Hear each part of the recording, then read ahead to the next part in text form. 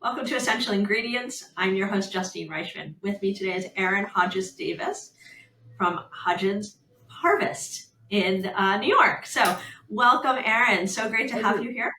Yeah, thanks for having me. My pleasure. So, for those that are not familiar with you and Hodgins Davis, Hodgins Harvest, Yep. would you just give me a short little intro to what title you go by, and a Cool. little bit about the company? Yeah. Yeah. Title, I have a business card somewhere that says Aaron Hodgins Davis, Chief Fungi Enthusiast. I'm I the love that. yeah, I'm You're the the CFP. I'm The the I guess CFP. the founder and operator of Hodgins Harvest. So yeah, we're a certified organic mushroom farm. We're based in the Hudson Valley of New York State. Uh, these days, we primarily grow medicinal mushrooms, so lion's mane, reishi, turkey tail, and cordyceps. And we also produce extracts out of those medicinal mushrooms, and we create mushroom grow kits that are different types of varieties, specifically culinary mushrooms, lion's mane, oyster, and pink oyster that people can grow in their own homes to eat. Wow. So why mushrooms? Why mushrooms? Yeah. So this is a sort of a second career for me. I think it's sort of a homecoming in terms of my interests. I worked for about 15 years in the documentary film business. And We need to talk separately.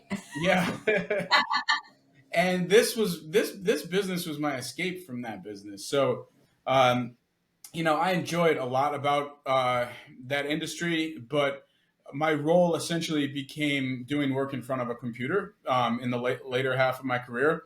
And that drove me a little bit bonkers. I think I'm like kind of like a border collie. Like I need to just move and be engaged and be out and doing things. So somewhere in the period of time where I was realizing I really didn't want to do that for the rest of my life, I started falling in love with mushrooms just as a culinary, as something to eat, right?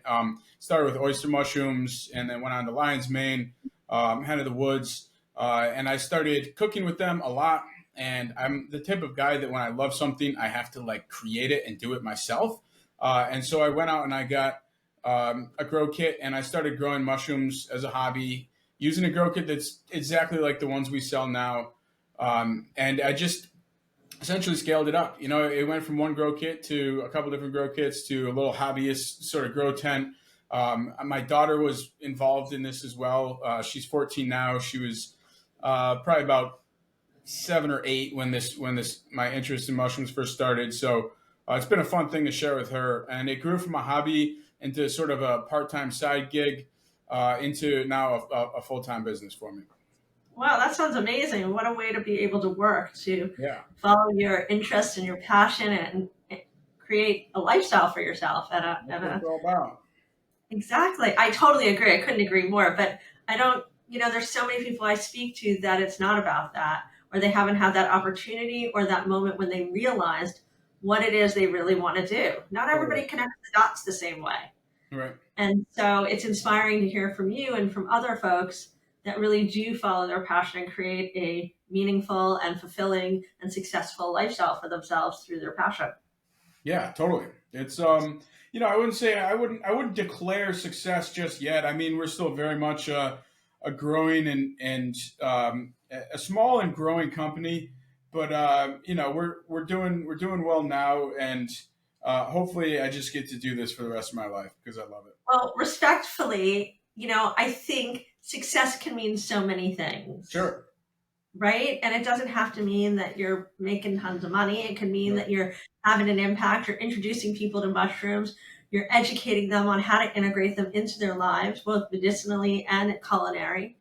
Right. So when I see what you're doing and I see that you've aligned your passion with what you're doing, you're making it accessible for people to do on their own. That seems, it's success. So it's the Yeah. baby steps until you get to the big steps, right? But Yeah. all those little steps of success get you there. Sure. I would say, yeah, success definitely does not just mean money, but if you're running a small business, you need to It's survive. important. You need to do that bare minimum to actually support yourself with the business, right? So this Yes. business has been in existence for 5 years, and in the earlier, certainly in the first 4 years, I needed the old career in addition to it to survive. And it's, you go through these phases, and we had some good times, we had some bad times, but we've sort of evened it out now. So yeah, I can really just focus on growing mushrooms and teaching people about mushrooms and doing what I love. What do you think was the greatest challenge about balancing both Hodgins Harvest and your old career so that Uh, you could both be good at your job and be able to take Hodgins Harvest to the next level? Good at my job. Okay, well, you showed up, didn't get fired, Yeah, so no, right yeah, no, there. I skated by. No, I was, I hope I was still good at my job while I was doing this. Yeah, no, I mean, the biggest thing was time, right? It's, I've certainly pulled plenty of weeks where I probably hit 100 hours of work, just, between the two of them, and then being a dad on top of that. So, it's just, I think any small business owner can probably identify with this issue when you're getting started off. Like, if you don't have like some big source of funding to get started, you're just sort of scraping by and doing it at a small scale, and doing it in addition to whatever is actually paying your bills. So yeah, it was a challenge for sure, and we're still, it's still a challenge, but we're in a pretty good place now, and hopefully we will be 10 years from now. Is there one thing you might recommend to that founder that might be tuning in today that is trying to do something similar, balance his side hustle or his new innovation alongside his job? Yes, And know when to, okay, that's the first question. Let's go with that. I have great advice for that person. And it's the thing that has uh, that's allowed me to get some version of success with this business, and that is focus. Right? When I started the business, and this is sort of a function of my personality, there's just all these shiny things, right? It's like, oh yeah, I want to grow that type of mushroom, that type of mushroom. I want to do this product and that product and this. And before I knew it, I had about 15 different things that I was doing, and I wasn't really good at any one thing. Um, so what I've learned to do, despite sort of my natural tendency to take on more than I can handle, is just pick a few things that you're good at, right? And this doesn't even Yeah, have to be advice for a business owner. It's advice for anybody.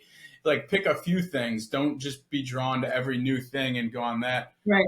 Um, Pick a few things and focus and do those well. And in the case of a business, in the case of my business and quite a few, the idea is to pick a few things, do them well, and scale them up instead of doing a Right. whole bunch of things at a very small scale. And so, with that said, is there something that you might tell them about when you knew it was right to sort of uh, leave the job behind and go full force in Hodgins Harvest? I can tell you what happened to me. I left the old career and went full force on Hodgins Harvest in 2020, which was really only a year after I started it, and it was going well for a while. I went about a year and a half without doing any work in the film business, and then it all just came crashing down. Just because you're running a small business and it's going well right now doesn't mean you're going to have those same sales 6 months from now. Which, in my mind at that time, I thought it was only going to grow because all I'd watched was, oh look, we did this much in sales, and then we did this much in sales, and then we did this much in sales. And next year it's gonna be like 5 times that much. So it didn't work out that way. Everything kind of went downhill for a while, and we had to crash and burn. And I went running and screaming back to my old career and got some more work to kind of get us through that period of time. But yeah, so coming out the other end, it's and looking back, it's just like if you're going through a good period with the business, just be realistic about where you're going to be in 6 months. Don't just expect everything to grow or everything to stay the same, even. And so, now that you've had this business, you said about what, 5 years? Yeah. 4 years, 5 years? What are you most hopeful for? What am I most hopeful for? Just we're going to continue to grow. I have sort of a plan laid out for us. I think the last year has been really trying for us. So um, we'll go in reverse a year. Um, Things were going pretty well a year ago, and we got to June of last year, and the original location of the farm, which included my house, all burned down. It That's was quite awful. and the whole thing burned. Yeah, it's What? terrible. Wait, hold on. Yeah, Was it like? How did this fire happen? it was an electrical fire. It was an old house. I won't bore you with the details, but essentially, there's some old wires in a wall. There Oh, were some got it. signs within the month before the fire that happened that I probably should have paid closer attention to, and then it made a lot more sense after the fire happened. But it was essentially old wiring. So check your wiring in your house and be careful with it. And yeah, so that put us out on the street, so to speak, and we couldn't use that property for the farm anymore. So you asked about what am I hopeful for? I mean, we've been set up in a temporary setup since then. Since September, we got set up and we're operating, and we now have a new location picked out. We're on the verge of committing to and signing a lease. And what I'm hopeful for is in the next year that we just get moved in there and everything goes smoothly and goes according to plan. And I don't see any reason it wouldn't, but with any business, there will be road bumps for sure. We'll see. Always, always. Wow. Okay, well, that's exciting too. I mean, it's unfortunate what happened, but equally, it sounds like there's a really good plan in place that you've created. So, Totally. wishing you lots of success on that. Yeah. So, Thank you. tell me about these mushrooms. Tell me about, you know, what you're growing and why you're growing the ones you choose, and a little bit about what you're hopeful for your community, what you're hoping to offer them. Yeah. So, um, when I first started the business, I was all in on culinary mushrooms, right? Just growing mushrooms you could eat, and I still love all the mushrooms that you can eat. Hen of the woods, all the forage mushrooms that we don't even grow. Oysters or like meat and potatoes to me. They're in our dinners, couple 2-3 nights a week, and that's really what I wanted to focus the business on initially. Um, I had started using medicinal mushrooms actually long before I even started eating, wood loving culinary types of mushrooms. I started with some chaga and reishi, and they were sort of in the background and not the main interest. Mhm. And I continued to use them, and we started growing some medicinal mushrooms. And as the business evolved, we started making medicinal mushroom extracts, and they became a bigger part of my life. Um, and there was basically a choice at one point. I said something about focus, right? And what I was doing was running a farm that grew produce and sold it to people. We were doing at most 10 farmers markets a week in the New York City area and suburbs, and that in and of itself was kind of a big, messy, complicated business to Mhm. run. And then in addition to the whole farmers market fresh mushroom side of things, we started small and started growing the sort of online, more shelf stable products side of the business, which was mainly the mushroom extracts, some dried products, and the mushroom grow kits. And I got to a point with it where like I said, I can't do 15 things at once. I need to pick a lane and stick to it. Uh, and for me, I decided to pick medicinal mushrooms and stick with these four core medicinal mushrooms that we can grow ourselves and that I use on a regular basis myself. So, oh, so sorry. So Yeah, sorry. I I thought you was were just pausing there. going to name the mushrooms. Yeah, it's just lion's mane, reishi, turkey tail, and cordyceps. And so those are now the only mushrooms that we grow on the farm. So my question with you, for you, with regards to medicinal mushrooms, is what is your experience, and how do you have all that knowledge to, work and create something that you know is medicinal? Right. Do you have to bring people in? Did you study it? Yeah. So I studied it on my own. I didn't study at a university. That every bit of my knowledge about mushrooms is gleaned from YouTube, Facebook, a few actual hard copy books, and a whole lot of doing it and screwing it up and learning from my own mistakes, which is the best way to learn. It's the slowest and the hardest and the most expensive way to learn, but it's what really teaches you things. So, yeah, I had no formal training, and I learned about medicinal mushrooms. Most of my knowledge now about medicinal mushrooms comes from reviewing scientific literature that's coming out and reading it, and in in a field like medicinal mushrooms, where you're essentially growing them for the beneficial compounds that are in them, I think that's the best way to get knowledge about that subject is through scientific literature. And so I'm reading. I constantly have an eye on new papers that are coming out and reading about both studies that are on the effects of humans, like what the various compounds, what effects the various compounds have, and then also different extraction techniques, because that's all evolving knowledge, and there's a lot of new studies coming out every year. Um, so yeah, and then there's a good amount of anecdotal evidence thrown in there as well. Medicinal mushrooms have definitely had a positive influence on my life. The story I like to tell is about reishi. The second one I started taking, but I stopped taking chaga a while ago. So reishi is kind of the one I've been taking for the longest.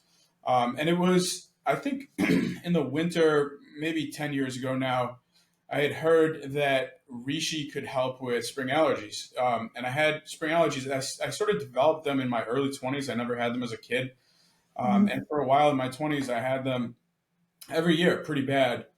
And so I started taking reishi mushrooms probably January or February of that year. And the spring came, and I still got my allergies. And I was like, oh, well, that didn't work, but I'm going to keep taking reishi because, I think it's good for me anyways. So I kept taking it. And then the next year came around, the next spring came around, and I had not one single bit of spring out. Like, they were just gone. Yeah. And, I think I was generally focused on other aspects of my health during that time as well. I can't credit it 100% to reishi, but I think that was the main thing, or certainly one of the things that got rid of those allergies. And I haven't had them since. So, Are there any trials or within the publications that you read that are scientific that talk about the impact of these various mushrooms on our health and how they impact it? Yeah, there's thousands. There's thousands, and the research goes back decades, especially in Asia. It's just, a lot of these mushrooms are just being introduced to the Western world, or, last 10, 15, 20 years are being introduced to the Western world, but they've been around in China, Japan for millennia. So, yeah, there's some links on our website, and I can send you some links to post with this episode as well, but there's a ton of great research. Double-blind, placebo-controlled human studies on the various positive impacts of medicinal mushrooms. Is there one or two stories that you could share with us, maybe, about the impact that you've read about or that people have had with your mushrooms that correlate to the studies you've read? Yeah. So you're saying like a study that I have in mind? Well, so like, for example, you sell lots of mushrooms and grow kits and Sure. these different medicinal options for people. So is there anything that you can match up from your clientele that Sure. buys your product that connects directly with some of the studies you're reading? Right. Sure. Yeah. I mean, I get emails all the time from people about how lion's mane or reishi or turkey tail has helped them out. Those are my favorite emails to read. I have a story about somebody who has worked with Hodgins Harvest on occasion. Guy named Eamon. I think he'll be okay with me telling the story. He was kicked in the head by a cow accidentally at one point working on a farm, and he's had issues with concussions since then. And so he started taking lion's mane to help with them, and he said it's the only thing that would consistently help him with it.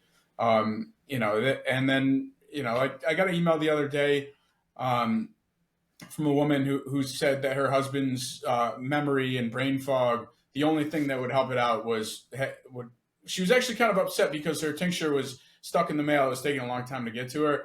And I apologized, and she said it's the only thing that helps him out. We need it, and we're going on 7 days without it.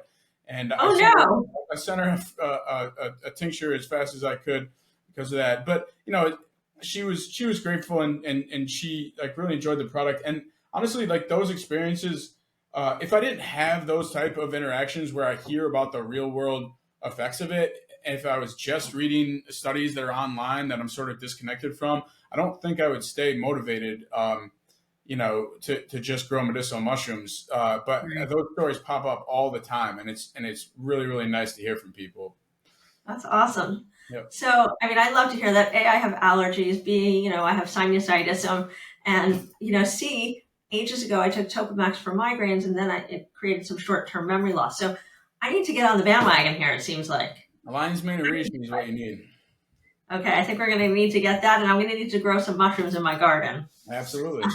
I think that's what's up next. So, I know you've been working on this and you focus now, as you say, on medicinal mushrooms. And given there's other people out there doing medicinal mushrooms, what makes yours more revolutionary or different from the others? Um, nothing makes them more revolutionary or different from the others. They are exactly like the others that people grow, and they're all good. And you should get them from any source. You don't have to get them from us. But we are a source that we grow certified organic. We're a certified organic farm. We had our inspection last week, and we're growing them in the United States right here. Local certainly the people around here, but local to the entire country compared to a lot of mushrooms that are mass produced in China.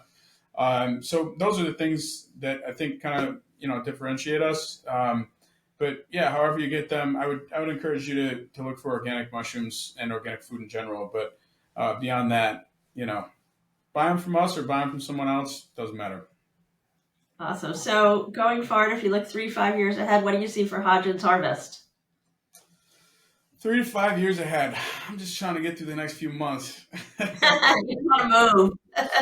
Yeah, I would hope in 5 years we have just continued to scale up our operations, and we're producing literally tons of lion's mane, cordyceps, turkey tail, and reishi, and selling them in all the various forms that I'd like to sell them in. And yeah, that the grow kits we're going to continue to do as long as people are buying them. I enjoy doing those too, but I think the focus are those four medicinal mushrooms, and so I'm sure that they'll still be a part of the business 5 years from now. So for those folks, the ones that are on the East Coast, New York, Nyack, Rockland County, and even globally, where can people find your product to buy it? The best place is hodginsharvest.com. If you buy from us or any other small business on our website, it's way better than buying from us on Amazon, where our products are also sold. Amazon just brings in so much business, we kind of have to sell them there. I'm not a fan of being beholden to a corporate giant, but we got to play ball with them. So you can get them there too if you just want that prime shipping. We have a few places locally. Sell our products. Closter Farm in Closter, New Jersey. I'm pronouncing that wrong, but whatever. Oh, I thought you were saying Gloucester, but Gloucester's in New York. Yeah, Closter. I don't know how they pronounce it down there, but yeah, they sell our products. A couple other places locally. We actually we do a fair amount of wholesale business through a place called Fair online. So mainly our grow kits are sold in brick and mortar stores all over the country and a lot of like garden centers and stuff. Wow. And yeah, if you email someone here at Hodgins Harvest, we can tell you if there's a location near you. Awesome. That's so great. Yep. So anything outside of the Northeast corridor? Are you in New York City, for example, even though that's the Northeast corridor? Or are you in California? Yeah, so like I said, through Fair, that would be. Oh, then you're global or you're national, is what you're saying. Through Fair. We're mainly in the United States. Yeah, I'm not aware of any place internationally that has our products, but yeah, we are all over the country in brick and mortar stores, but it's not like a chain. It's all these like small independent retailers that buy our products online, and we ship them to them wholesale. So. Yeah, if you're into showing up and buying a grow kit locally at a store near you, like I said, you can email us and we can tell you if there's a store selling them near you.